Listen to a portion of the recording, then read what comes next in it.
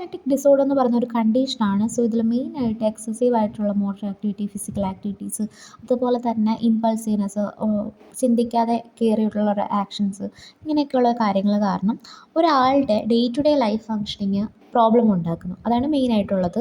So causes എന്ന് പറയുമ്പോൾ genetic factors, അതുപോലെ തന്നെ ബ്രെയിൻ ഇഞ്ചുറി, ബ്രെയിൻ അബ്നോർമാലിറ്റി, അതുപോലെ ടോക്സിൻസുമായിട്ടുള്ളൊരു എക്സ്പോഷർ, ന്യൂറോ ഡെവലപ്മെൻറ്റ് ഇഷ്യൂസൊക്കെയാണ് കാരണം.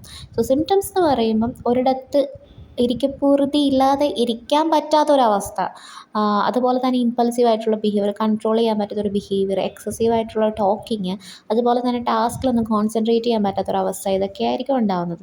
സോ ഹൈപ്പർ കൈനറ്റിക് ഡിസോർഡർ ഉള്ള കുട്ടികൾക്ക് സ്കൂൾ പെർഫോമൻസ്, അതുപോലെ തന്നെ റൂൾസ് ഫോളോ ചെയ്യാൻ വേണ്ടിയിട്ട്, അവരുടെ ഇമോഷൻസ് മാനേജ് ചെയ്യാൻ വേണ്ടിയിട്ടൊക്കെ ഭയങ്കര ബുദ്ധിമുട്ടായിരിക്കും.